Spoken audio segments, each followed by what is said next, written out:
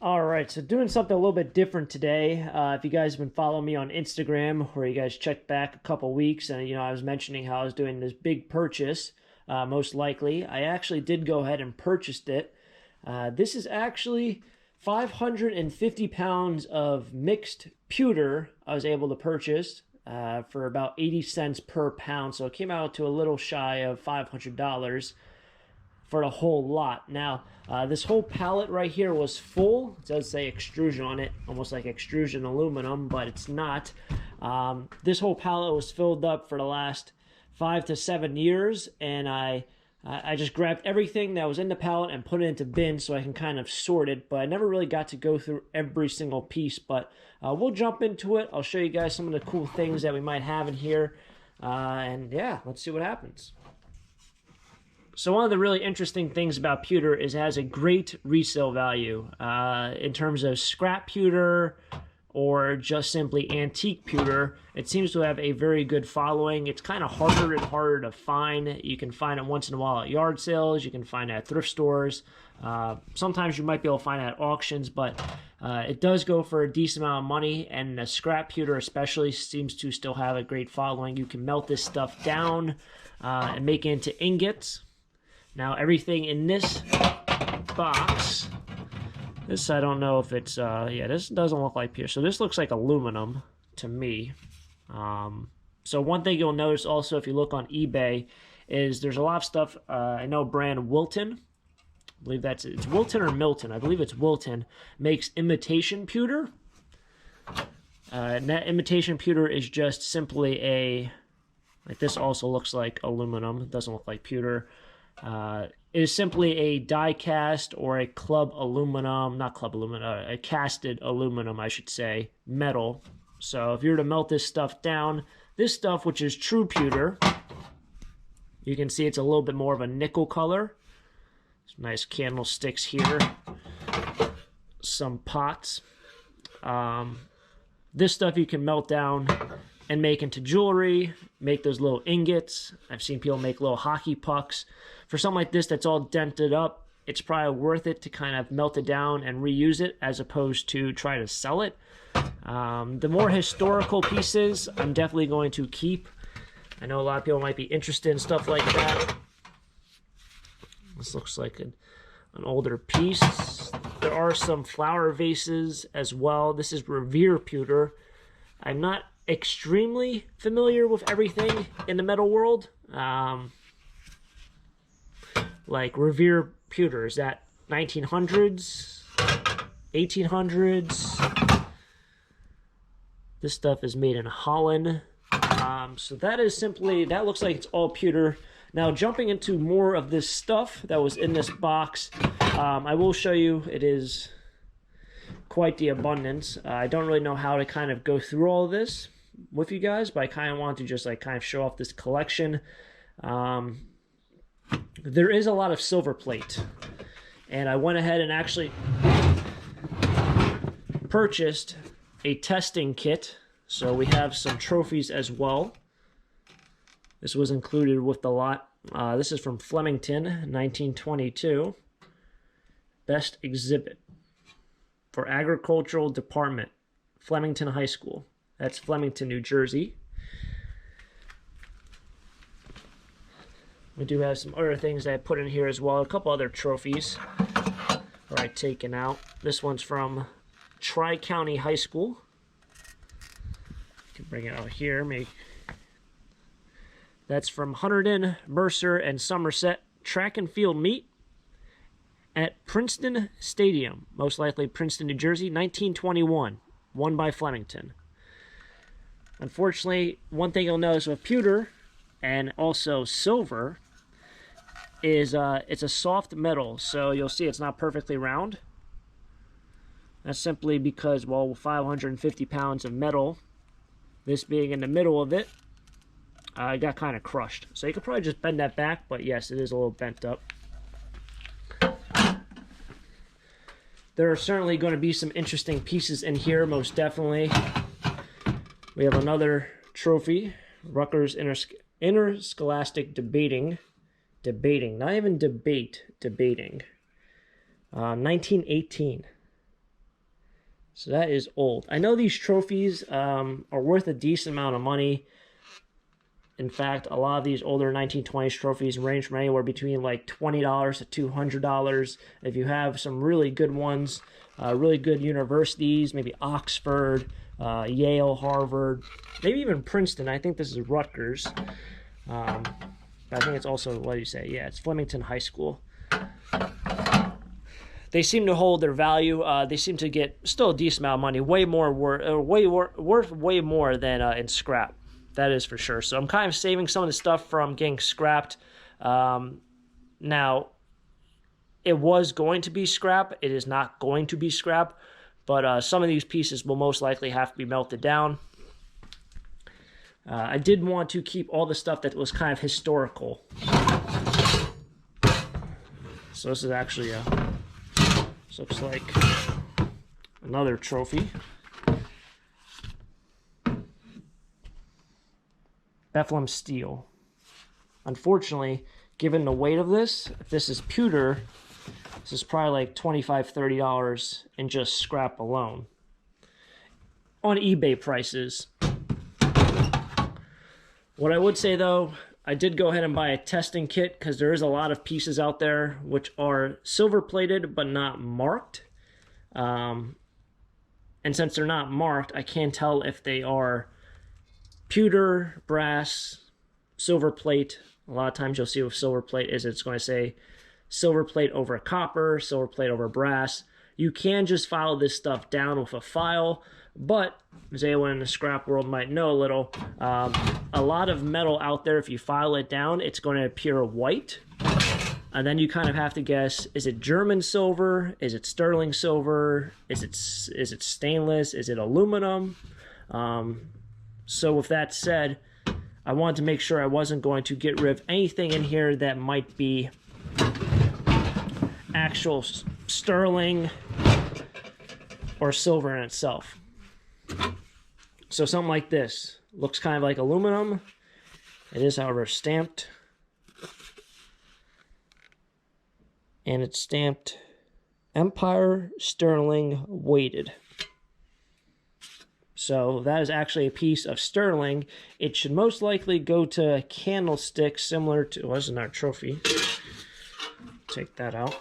That will most likely be the bottom to a candlestick, sort of like this. But this doesn't have it. So something like this doesn't feel like it might be weighted right in the middle. But that would have been the bottom piece that went underneath this. And there would be like clay in this section. Clay, wood, dust, sand, rare circumstance, maybe like a concrete mixture.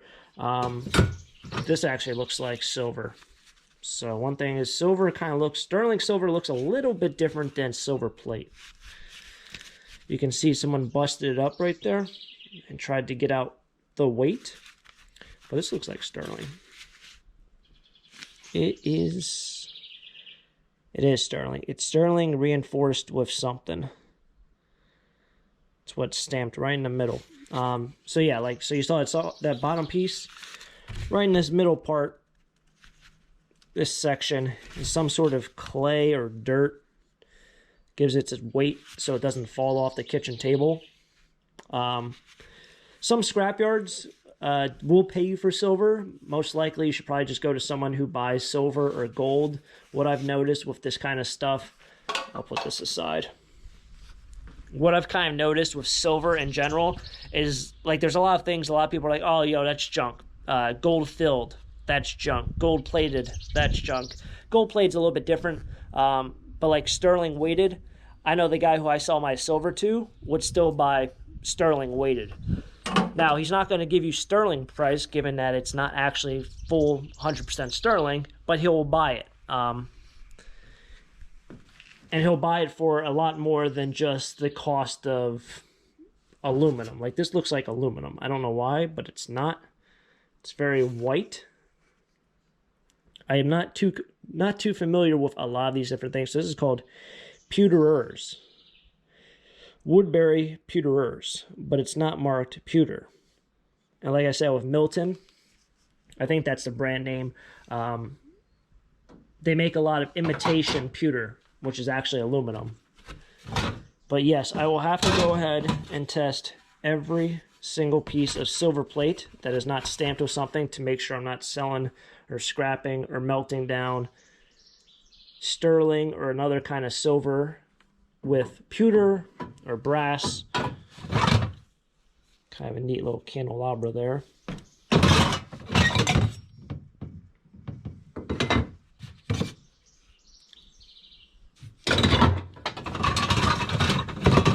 We got another trophy. So this one's also stamped very faintly, May 22nd, 1993. Looks like it's for someone's wedding. It is stamped pewter. It's stamped wings pewter. Something like this I'd probably just end up scrapping because, well, it's completely smashed. But it's kind of neat. 1993. It's not an antique by any means. The back to a horse.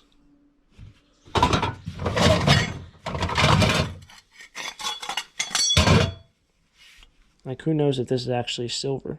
Hard white metal. So white metal, I believe, is die cast. That's not actually pewter.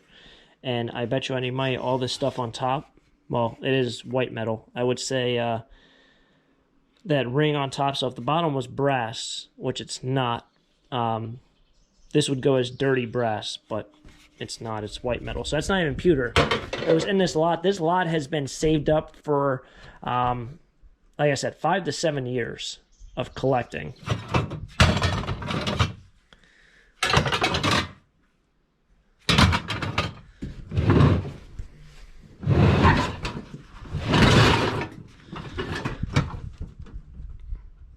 There's another trophy, I think. Yeah. Maybe not. A lot of silver plate mixed in here. So yeah, I'm seeing this right now. That's actually brass. So brass right now is $2.20. I can see it's scratched there. It's actually a gold color. And it's got all these different letters on the bottom. So one thing you'll see is they do have numbers. Those numbers, I think, are related to sort of like a model type or a model number. I believe if you order through a catalog, you can't really see. It's right in the middle. It says 103, but above it says EPN SBMM, which I think is electroplated something and another. But that's brass. Lots and lots of bowls and plates. That's pretty ornate.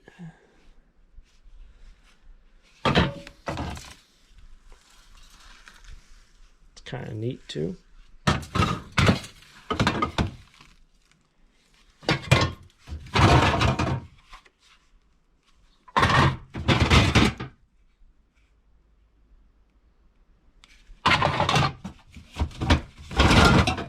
Serious picture.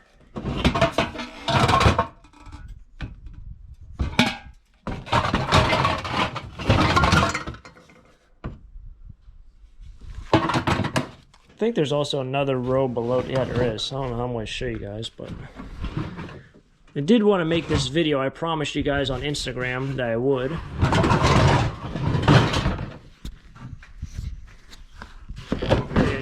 Well, you can see there's another bin over there. I'm going to try to get this 1978 team member Indianapolis. Indiana Bell. That looks like the logo for, what's that called? Atlantic Bell? Right there in the middle. But again, a bell is a bell. Julian, 1951. Made in Norway.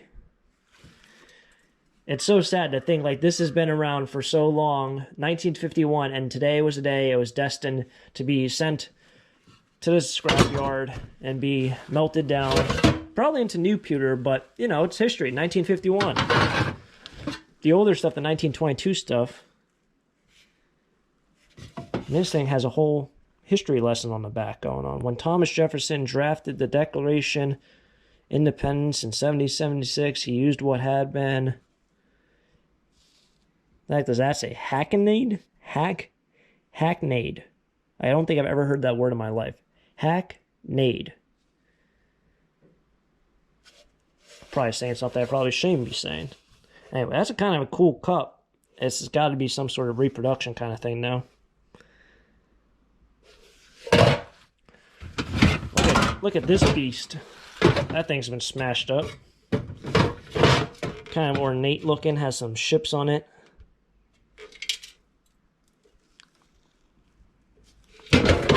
I wonder what the oldest piece in here is. Like, there could be something in here from like the 1700s. And you would just never know. Now, I don't know what you guys wanted to see in this video. Probably just want to look at a bunch of pewter. And to me, it looks all kind of the same. We're seeing a lot of mugs, lots of pictures. This is like the next row down. Lots of these plates, which to me really have no importance. Maybe to someone else they might. Some more, but that's actually a neat one. But it looks like there's a, that I think is for like turkey carving. There's a lot of these mugs, and I see also at the bottom there's a lot of salt and pepper shakers. Probably do something like this, put that like that. As you can see, there's even more bins and buckets. All the way at the bottom, I couldn't get to it because, well, it's all the way at the bottom, and it's kind of hard. You'll see there's a lot of, I don't know, bolts, screws, little fasteners. That stuff probably just got mixed in. Some water cups. There's a lot of this kind of stuff. Some sort of creature just... This, I believe, is some sort of... I don't know if it's for a picture frame. Probably not. No, it's probably not. Some sort of border. It is soft, almost like, well, I guess like pewter. Jefferson cup. But yeah, there's, I'll show you guys here. Looks like there's a whole bunch of, look at these. Salt and pepper shakers. Made in USA. La France something. Missing the lid. Maybe I can grab this out. See, there's even more little small ones. Which don't weigh anything in scrap.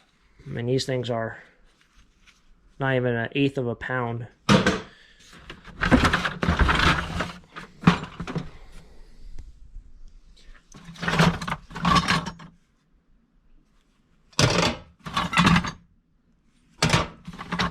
Just looks like some pieces, but more salt and pepper shakers.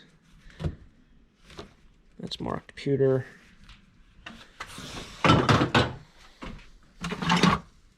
More salt and pepper shakers.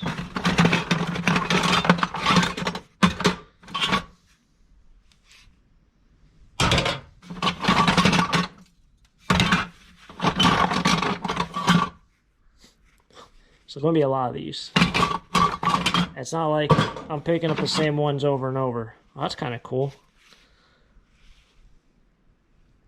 Got some interesting maker's marks on these. This one looks kind of like the San Francisco Giants logo. It's on the bottom.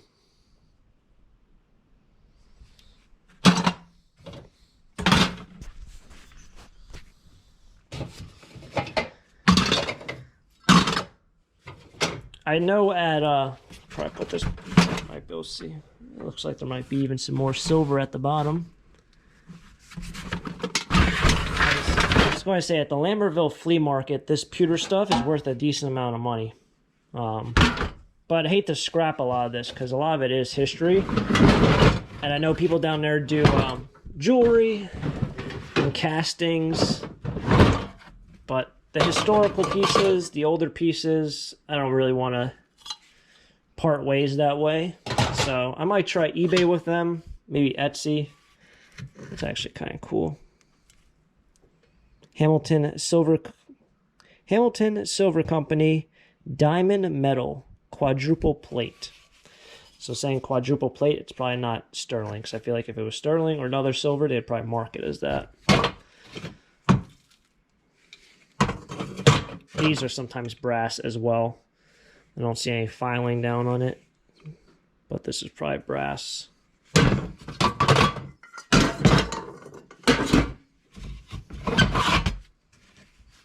This thing probably weighs 3 pounds. Yeah, so there's a crazy amount here. Like I said, there's some trophies. We found some sterling as well. Probably should try to figure out where I put that because that's kind of important. You'll find a lot of pewter that is actually figurines, so a lot of swans, geese, ducks. We have a rabbit here. A lot of interesting pieces. I think this is a duck. That's a duck. I don't know what kind of creature that is. Some sort of bird. So very cool. There's a lot here to go through. Obviously, I can't do this all in one video. If you want to see more of where this stuff will go, maybe you're curious about it, drop a comment down below. Lots of, a